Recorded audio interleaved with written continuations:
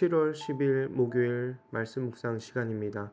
함께 읽을 말씀은 에스겔 7장에서 8장이고 함께 묵상할 말씀은 8장 1절에서 4절입니다. 제6년 여섯째 달 5일에 나는 집에 앉아 있고 유다 장로들은 내 앞에 앉아 있을 때에 주 하나님의 능력이 거기에서 나를 사로잡으셨다. 내가 바라보니 사람의 형상이 보였는데 허리 밑으로는 모양이 불처럼 보이고 허리 위로는 환하게 빛나는 금붙이의 광채처럼 보였다. 그때에 그 형상이 손처럼 생긴 것을 뻗쳐서 내 머리채를 잡았다. 하나님이 보이신 환상 속에서 주님의 영이 나를 들어서 하늘과 땅 사이로 올리셔서 나를 예루살렘으로 데려다가 안뜰로 들어가는 북쪽 문 어귀에 내려놓으셨다. 그곳은 질투를 자극시키는 질투의 우상이 자리 잡고 있는 곳이다.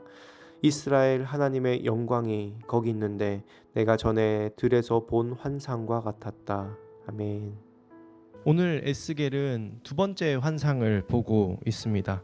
우리가 어제까지 보았던 에스겔서 1장에서 7장의 말씀은 첫 번째 환상이고 지금부터 보는 8장에서 11장 말씀은 두 번째 환상인데 이 두 번째 환상은 한 장 차이지만 7장과 1년 2개월의 차이가 있습니다. 그런 시간 후에 하나님께서는 다시 한번 에스겔에게 불과 같은 모습으로 오늘 나타나셨습니다. 마치 1장 26절에서 28절에 같은 모양으로 나타나셔서 지금 환상을 보여주시는 분이 한 분 하나님이심을 우리가 알 수 있습니다. 그 하나님께서 에스겔의 머리를 붙잡고 하늘로 들어 올리시는 환상을 보게 되는데 지금 그가 있는 곳은 바벨론입니다. 그런데 1600km나 떨어져 있는 예루살렘으로 하나님께서 환상 속에서 그를 데려가십니다. 그리고 그를 어디로 데려가시냐면 제사장이었던 에스겔이 다시 보고 싶은, 꿈에도 보고 싶었던 예루살렘 성전으로 그를 데려가십니다. 그래서 성전에 들어가 성전 안뜰로 들어가는 북쪽 문 어귀에 내려놓으셨는데 그곳은 예전에 하나님께 제사하기 위한 번제단이 놓여 있었고 하나님께 제물을 바쳐 드렸던 곳이었습니다. 그래서 하나님께 이스라엘 백성들이 나아가는 정말 중요한 자리가 바로 그 북쪽 문 쪽인데 그 문 쪽에 무엇이 있냐면 그는 그곳에서 질투를 자극시키는 질투의 우상이 자리하고 있는 것을 보았습니다.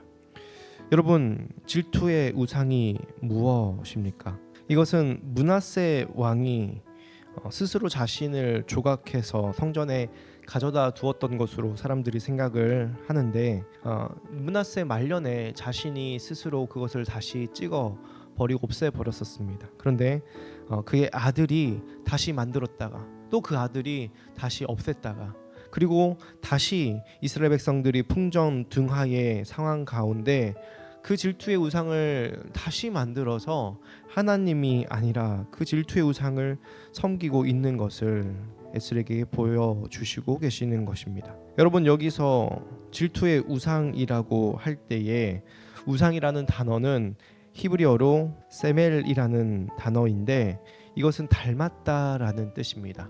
무엇을 닮았습니까? 바로 하나님을 닮았다라는 뜻입니다. 하나님을 닮으면 좋은 것이 아닌가라고 우리가 생각할 수 있지만 그것은 착각입니다. 하나님께서는 자신을 닮은 우상을 절대로 만들지 말라라고 하셨습니다. 하나님은 눈에 보이지 않으신 천지를 창조하신 하나님이신데 인간은 자신이 원하는 하나님을 우리 인간의 눈에 보이는 형상으로 만들어서 내가 만들어낸 신을 섬기고자 하는 그런 종교성이 있습니다. 그래서 하나님을 닮은 그런 형상을 만들어서 하나님 대신에 섬기는 것이죠. 그런데 그것은 결코 하나님일 수가 없습니다.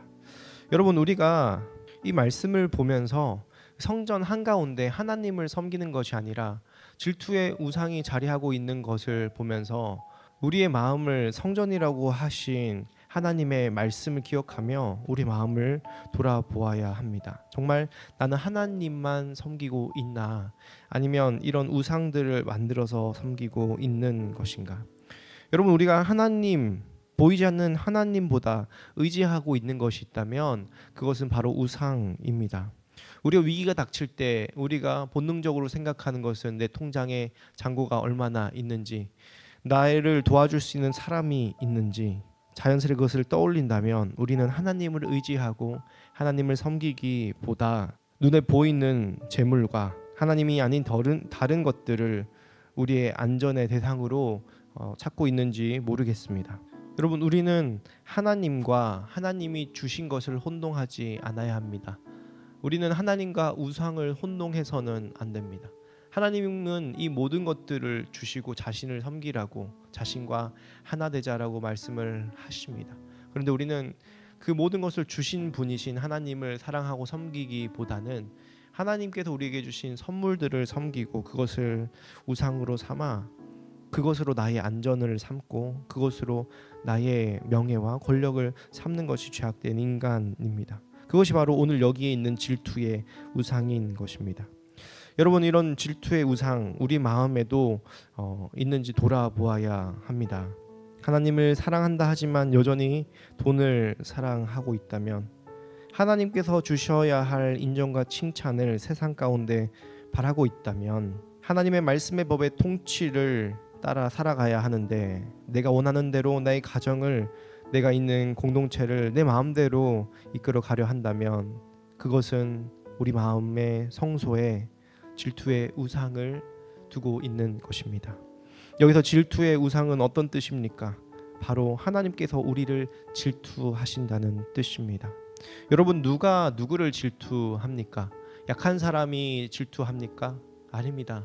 더 많이 사랑하는 사람이 질투하는 것입니다. 하나님은 자신을 떠난 이스라엘 백성이 우상을 그 성전에서 섬기고 있음에도 불구하고 그 이스라엘 백성들을 포기하지 않으십니다. 그리고 질투하십니다. 질투한다라는 것은 정말로 사랑한다는 뜻입니다. 4절에 보면 하나님의 영광이 나타납니다. 히브리어 원어에 보면 힌네라고 나오는데 그것은 무슨 뜻이냐면 보라, 자 봐라 하는 감탄사입니다. 영어로는 behold, 이것 보십시오 라고 얘기하는데 무엇을 보라고 하냐면 바로 이스라엘 하나님의 영광이 거기 있다라고 얘기를 하는 것입니다. 여러분, 이미 하나님의 성전이 우상에게 빼앗겨 있고 하나님의 백성들은 하나님을 떠나 살아갔지만 그럼에도 불구하고 하나님은 그 이스라엘 백성들을 사랑하시고 질투하기까지 하셔서 그곳에 여전히 하나님의 임재와 영광을 두고 계십니다. 마치 아내가 외간 남자를 집에 데려와서 그 안방을 차지하고 있는데 그 역겨운 현장을 보면서도 남편이 그 아내를 여전히 사랑하고 질투하며 그 아내를 포기하지 않는 모습이 오늘 그 하나님의 영광 가운데 나타나는 것입니다. 여러분, 이스라엘의 희망이 있는, 소망이 있는 유일한 이유가 무엇입니까? 이스라엘 백성에게는 심판과 죽음만이 있어야 하지만 그들을 향해 분노하시지만 질투하시지만 여전히 변함없는 사랑을 꺼트리지 않는 그 하나님의 영광이 있기 때문에 이스라엘 백성에게 소망이 있는 것입니다. 우리를 다시 사로잡아 주셔서 그분께 다시 돌이켜 회개하며 돌아가는 우리 귀한 검단 함께하는 교회 성도님들과 이 말씀을 듣는 모든 분들 되시길 주님의 이름으로 축복합니다. 기도하겠습니다. 하나님, 우리 마음 가운데 있는 수많은 우상들을 주님께서 아시고 보십니다. 오늘 에스겔을 통하여서 그 예루살렘 한복판에 있는 그 질투의 우상을 보여주시고 그럼에도 불구하고 그 역겨운 우상 숭배 현장에 주님의 영광을 꺼트리지 아니하시는 주님을 알게 하시니 참으로 감사합니다. 우리의 소망이 우리에게 있는 것이 아니라 우리를 포기하지 않으시는 주님께 있습니다. 하나님, 우리를 거룩하게 하여 주시옵소서.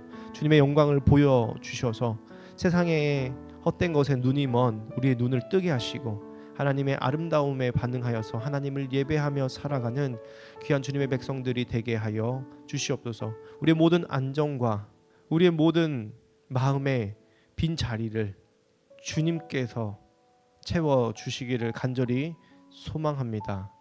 오셔서 우리의 삶의 주인이 되시고 하나님의 법이 우리의 삶을 통치하시고 다스려 주시옵소서.